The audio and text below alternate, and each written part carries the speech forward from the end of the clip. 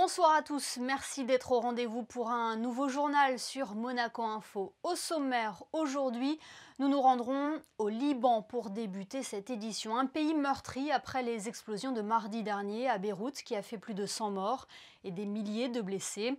Après le témoignage de Bourhane Alani, présidente de l'association Les Amis du Liban, nous recevons ce soir le consul honoraire du Liban à Monaco, Mustapha El Sol. Il est à Beyrouth actuellement, il nous confiera ses impressions. Puis nous prendrons la direction de l'Italie. Comment nos voisins italiens gèrent-ils la crise du coronavirus? Alors que le gouvernement a prolongé l'état d'urgence sanitaire pour éviter une deuxième vague, comment la communauté vit cette période? Nous serons avec Gloria Svezia depuis Milan. Dans ce journal également, du tennis avec le tournoi d'été du Monte Carlo Country Club et un rendez-vous à ne pas manquer pour admirer les étoiles. Mais avant cela, je vous le disais en titre, le Liban pense ses plaies après les explosions de mardi. L'heure est à la mobilisation. La solidarité internationale s'organise. C'est le cas notamment ici, à Monaco, car la principauté et le Liban entretiennent des liens étroits depuis de nombreuses années pour aborder ces relations, mais aussi ce drame qui touche le pays du Cèdre. Nous sommes avec le consul honoraire du Liban à Monaco. Bonsoir Mustapha El Sol. Bonsoir Madame Rousseau. Vous êtes actuellement à Beyrouth. Quelle est l'atmosphère 2 jours après cette catastrophe? Le pays est en deuil. C'est une situation catastrophique après l'explosion qu'il y a eu il y a 2 jours au Liban. Le peuple est très en sous-choc. Les dégâts sont énormes, mais être sur place et voir les immeubles et les familles et tout le dégât qu'il y a eu et qui est toujours en cours parce que c'est pas fini, c'est vraiment quelque chose de surréaliste et on n'aurait jamais cru qu'à Beyrouth, on aura ce genre d'explosion, ce genre de tragédie. Vous étiez déjà à Beyrouth quand les explosions ont eu lieu? Non, je me suis rendu hier, dès que l'explosion il a eu, j'étais à l'étranger, j'étais en Europe, je me suis rendu hier pour être à côté de nos chers, de notre famille, des amis et surtout en concertation avec le gouvernement, de pouvoir mettre des plans et des programmes, de pouvoir voir comment on va pouvoir s'organiser pour faire face à cette tragédie. On a pour le moment subi à plus que 130 décès, 4000 de blessés qui sont toujours entre les hôpitaux et on continue à compter par heure les dégâts et les victimes. Et est-ce que le Liban arrive à gérer cette catastrophe, cette crise, d'autant plus que le contexte socio-économique était très complexe déjà? Absolument, comme vous l'avez cité, depuis quelques mois, depuis le mois d'octobre dernier, le pays passe par une crise économique, financière et sociale du jamais vu aussi, et en plus le phénomène du Covid-19. Et là, actuellement, avec cet incendie qu'il y a eu il y a 2 jours, on essaye de s'organiser au mieux entre nous, Libanais, mais aussi beaucoup de pays amis qui sont venus à l'aide. Par exemple, aujourd'hui, la présence du président français Macron, il est actuellement au Liban, il a insisté qu'il vienne en personne. Beaucoup de pays sont manifestés par des aides matérielles, d'envoyer des hôpitaux, d'envoyer des médicaments et des spécialistes pour pouvoir nous aider dans ce sens. Et c'est justement cette solidarité des pays amis, comme vous le dites. Monaco également se mobilise à travers la coopération internationale, la Croix-Rouge monégasque, les Amis du Liban également. C'est cette solidarité qui va permettre à Beyrouth et au Liban, on va dire, d'essayer de se reconstruire. Absolument. Monaco, c'est un pays qui a des liens très étroits avec le Liban depuis plusieurs années, que ce soit par les relations entre la communauté libanaise et les monégasques qui prennent le Monaco comme un deuxième pays, mais aussi Monaco s'est manifesté de suite par le souverain lui-même qui a envoyé un dispatch immédiat, une lettre officielle à notre président de la République où il manifeste le soutien et le support total de la principauté. Il a même, je l'ai eu au téléphone personnellement, qui a manifesté que soit la Croix-Rouge monégasque que la coopération internationale seront toujours présents à nos côtés dans ces moments difficiles. Et toujours, Monaco, dans les moments difficiles, parce qu'on en a eu au Liban malheureusement, a toujours été à nos côtés que ce soit par leur peuple, par les autorités et bien sûr par le chef d'État qui a, je pense, un certain sentiment et une certaine relation très privilégiée avec le Liban. Solidarité et générosité, donc quelle est la situation humanitaire sur place? Est-ce que vous vous êtes rendu justement aux alentours, aux abords du port de Beyrouth? Absolument. Hier, je me suis rendu avec une délégation de la ministère de l'Intérieur pour qu'on puisse avoir une idée de la magnitude de cet incident. C'est vraiment être sur place, ça n'a rien à voir avec ce qu'on voit dans les journaux ou dans les photographes.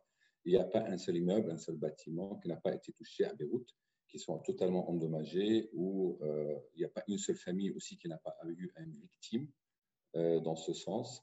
Et la situation, pour le moment, elle est grave. On fait toujours des recherches. Les défenses civiles aussi, ils travaillent jour et nuit. Les hôpitaux sont surbookés. Même les hôpitaux, ils ont été touchés par l'explosion. Et vraiment, c'est une scène de guerre, je dirais. Et l'organisation, elle se met en place. On ne peut pas dire qu'on est en contrôle à 100% de la situation, mais toute aide, que ce soit matériel, moral et bien sûr des prières envers les Libanais, sont les bienvenus. Et je suis sûre que tous les monégasques ont une pensée pour le peuple libanais depuis 2 jours. Merci infiniment, monsieur le consul, d'avoir été avec nous. Merci beaucoup à vous. Et la Croix-Rouge monégasque, à l'initiative de son président, le prince Albert II, a annoncé aujourd'hui qu'elle débloquait la somme de 100 000 euros. 50 000 euros seront attribués à la Fédération internationale de la Croix-Rouge et du Croissant Rouge et 50 000 euros à la Croix-Rouge libanaise. Le Liban, il en est également question dans votre point info. Fabien, bonsoir. Bonsoir Émilie, bonsoir à tous. Pour rester dans cette actualité, cette tragédie pour le peuple libanais, sachez qu'après le prince Albert II, différents représentants des institutions monégasques ont présenté leurs condoléances aux familles des victimes et à leurs proches. Le ministre d'État, Serge Tel, a écrit au président du Conseil des ministres, Hassan Diab. Le président du Conseil national, Stéphane Valéry, a également envoyé un message de condoléances à Nabi Berri, le président de l'Assemblée nationale du Liban. Et enfin, le maire Georges Marsan a adressé un message à Jamal Itani, le responsable de la municipalité de Beyrouth.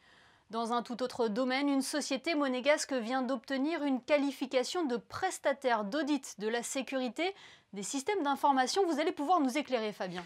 Je vous l'accorde, c'est un petit peu technique, pour faire simple, ou pour essayer en tout cas. La société Monaco Vidéo Électrique a obtenu sa qualification de prestataire dont vous venez de parler auprès de la direction de l'Agence monégasque de sécurité numérique. C'est la 4e société monégasque à recevoir cette qualification. Ces sociétés peuvent effectuer des audits des systèmes d'information. Elles peuvent également apporter une assistance aux entreprises pour faire face aux cyberattaques. Ce diplôme s'inscrit dans la stratégie nationale pour la sécurité du numérique de la principauté. Du sport auto à présent, si les Formule 1 ont de nouveau rendez-vous sur le circuit de Silverstone, le e-prix se déroule actuellement à Berlin. Et oui, à un rythme effréné, la compétition de Formule E a repris mercredi, mais attention, avec 6 courses en 10 jours, le tout sur un seul circuit, à Berlin, sur le site d'un ancien aéroport. Les courses se dérouleront à huis clos et le tracé sera modifié toutes les 2 épreuves. Pour information, cette compétition de véhicules électriques s'était arrêtée le 29 février. Ce mercredi, lors de la première manche après confinement, l'écurie monégasque a connu un démarrage difficile. Eduardo Mortara a terminé à la 17e place et Felipe Massa a été contraint à l'abandon. Ils auront le temps de se rattraper tout au long de cette semaine. Merci Fabien, on reste dans le sport avec du tennis. C'est l'une des rares manifestations sportives encore maintenues en principauté. Le Monte Carlo Country Club organise en ce moment son traditionnel tournoi senior et ce, dans le respect des règles sanitaires. Les joueurs et joueuses étaient impatients de retrouver la terre battue du MCCC comme a pu le constater Fabien Bonilla et Marcel Arbona. Ils sont tels des sprinteurs dans des starting blocks tant ils ont attendu.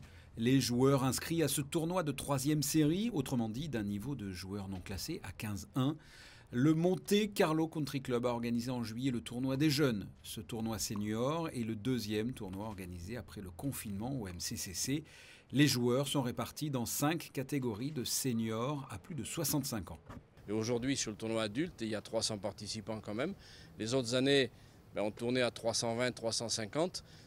Cette année, il nous manquera des étrangers, il nous manquera des Allemands, il nous manquera des Suédois qui ne sont pas là. Il nous manquera un tout petit peu d'Italiens aussi. Voilà. Ils sont tous impatients de rejouer au tennis, de faire des performances, de monter au classement, parce qu'il n'y a que ça qui les intéresse. Et je suis le premier satisfait de voir cette passion encore du tennis. Heureusement, parce on en a besoin. Ce tournoi a été maintenu à condition, bien sûr, de respecter les règles sanitaires. Déjà, les vestiaires sont fermés, les joueurs sont avertis. Ensuite, c'est la distanciation. On fait en sorte de les éloigner, de les accueillir un petit peu éloignés. Et puis, alors, on leur donne tous les conseils sur le serrage de main qui est interdit, puisque c'est le check avec les raquettes. Enfin, je crois qu'ils sont tous là passionnément. Ce tournoi senior vient de débuter ce mercredi et s'achèvera dans 2 semaines, le 19 août. Vous le voyez, les quelques spectateurs présents respectent eux aussi, comme il se doit, les distanciations qui s'imposent. La préfecture des Alpes-Maritimes a dévoilé hier la liste des communes dans lesquelles le port du masque est obligatoire en ville dans certains secteurs. Nice, Menton, Biot en font par exemple partie. Une mesure jugée nécessaire afin de contenir l'épidémie de coronavirus. À Monaco, plusieurs dispositions ont également été prises en ce sens, comme le port obligatoire du masque dans les files d'attente. Et en Italie, le pays a durement été impacté et se veut prudent. Nous rejoignons Christophe Paco qui est avec Gloria Svezia. Direction sans plus tarder, Milan, où nous attend Gloria Svezia. Bonsoir à vous. Bonsoir Christophe et merci pour cette opportunité, cette invitation. Vous dirigez le bureau de représentation de Monaco à Milan, pays durement touché. Alors justement, on vient de parler des masques à l'extérieur. Ici à Monaco, c'est file d'attente, je le disais. Vous, c'est généralisé ou c'est dans certains endroits uniquement, notamment en Lombardie ou en Italie tout entière? À Lombardie, par exemple, il y a une ordonnance qui vient d'être diffusée et qui sera valable jusqu'au 10 septembre. Le port de masque est obligatoire à l'intérieur, dans les lieux publics. À l'extérieur, n'est pas obligatoire de la mettre, mais il faut l'avoir avec soi afin de pouvoir la mettre au cas où on ne pourrait pas garder la distanciation d'1 mètre avec les autres personnes. Et en Italie, en général, on fait attention, on a toujours peur de cette deuxième vague? Mais oui, on fait attention, on travaille beaucoup sur la responsabilité des gens. On sait, il faut reprendre la normalité, mais on appelle ça une nouvelle normalité, la normalité après le Covid. Donc, les gens peuvent sortir, peuvent revenir à ce qu'était la vie avant, les magasins, les restaurants, le bar, le parc, la socialité en général, mais toujours faisant attention car le virus est toujours là. Donc, ce qui est important, c'est de faire attention et la responsabilité est quelque chose de vraiment personnel. Donc, je ne peux pas vous dire en toute l'Italie, c'est comme ça, mais disons que ça, c'est la tendance chez nous. Oui, on le rappelle, hein, c'est 35 000 morts environ en Italie, c'est 30 000 morts en France. Donc, évidemment, on est très à l'écoute de ce qui peut se passer, notamment dans une deuxième vague, un éventuel rebond. Justement, peut-être comme dans beaucoup de pays, est-ce que dans le domaine du tourisme, avant de parler des déplacements sur Monaco, est-ce qu'on demande aux Italiens finalement de rester à la casa, de rester à la maison?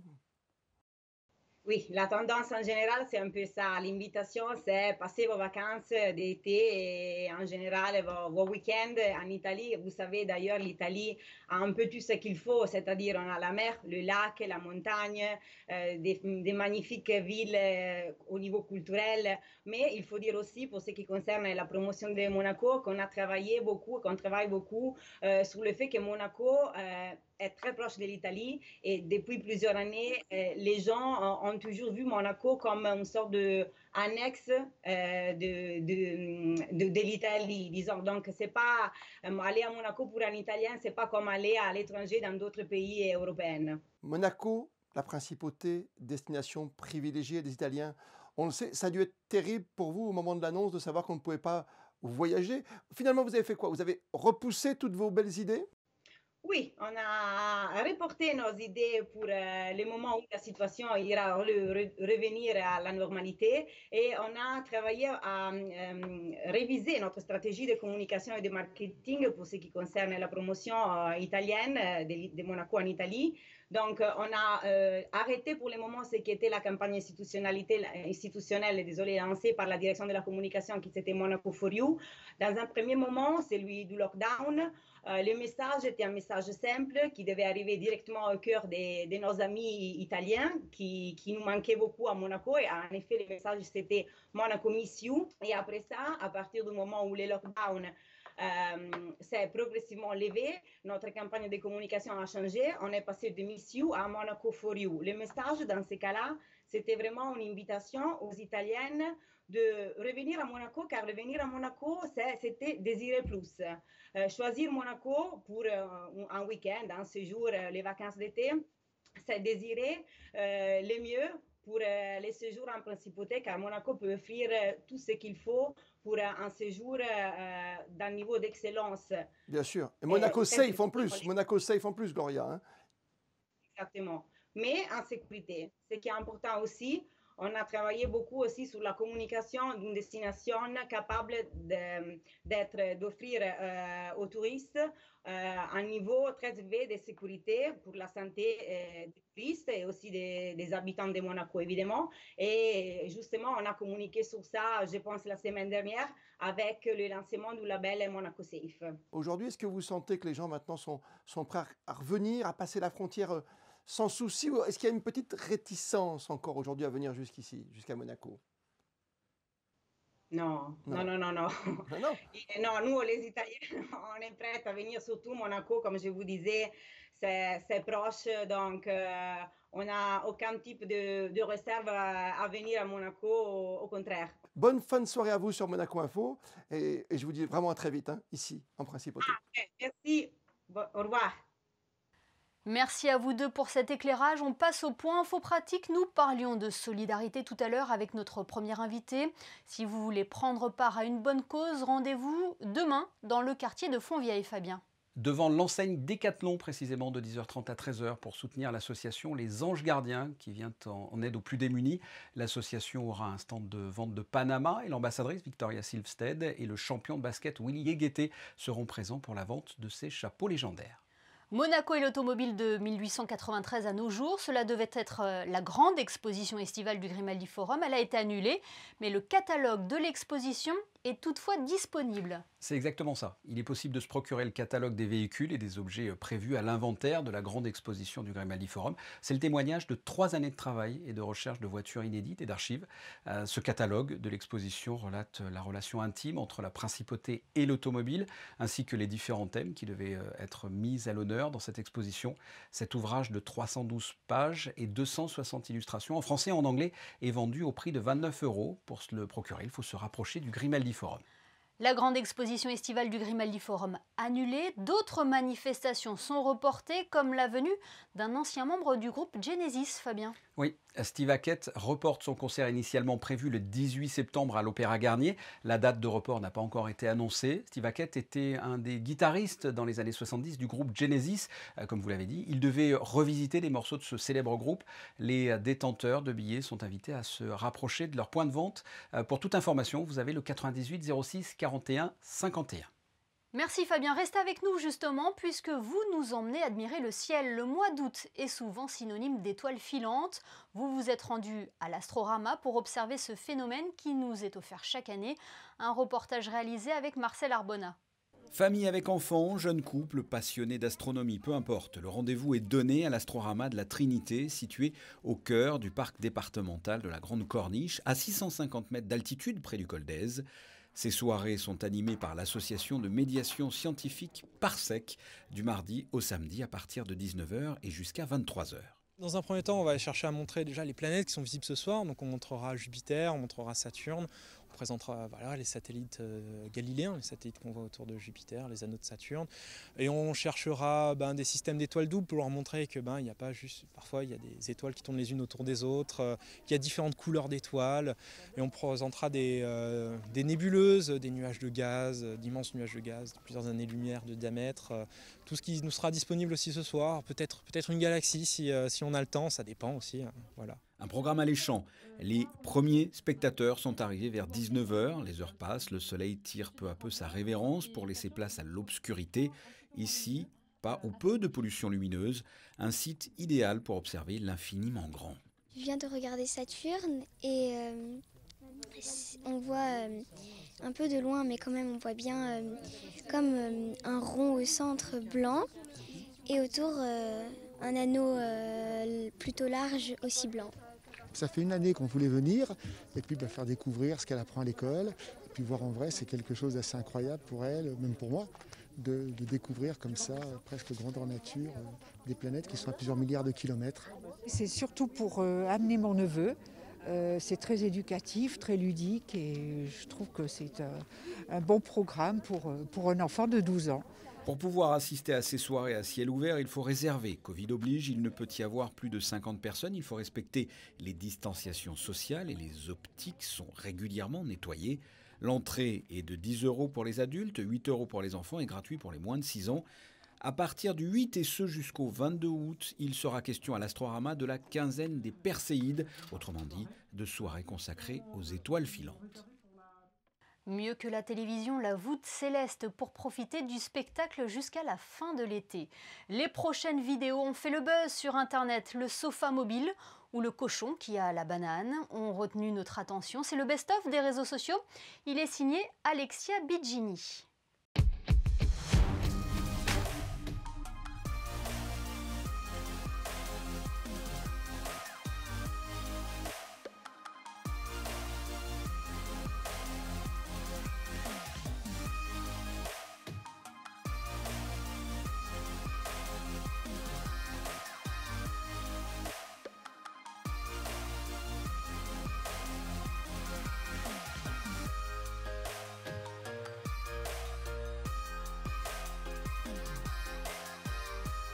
They fucked up. That's fucked up.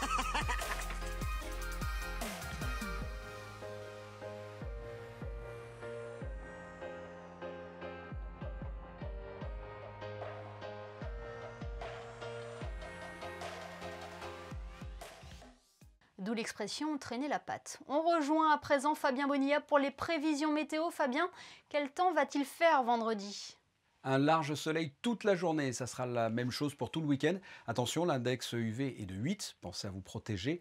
En ce qui concerne les températures, il fera de 23 à 29 degrés. Quant à l'eau, elle sera à 26 degrés. Le soleil se lèvera à 6h26 pour se coucher à 20h45. Et ce vendredi, nous célébrerons les Gaëtans. Et comme le veut le dicton, à la Saint-Gaëtan, peu importe le temps. Bon, en l'occurrence, il fera beau. Merci Fabien et merci à vous de nous être fidèles chaque soir sur Monaco Info. Lift, Ace, monté au filet, on se quitte en images avec la petite balle jaune sur la terre battue du MCCC. Photo signée Michaela Lézy, prise lors du tournoi d'été. On se retrouve demain pour un nouveau JT sur Monaco Info.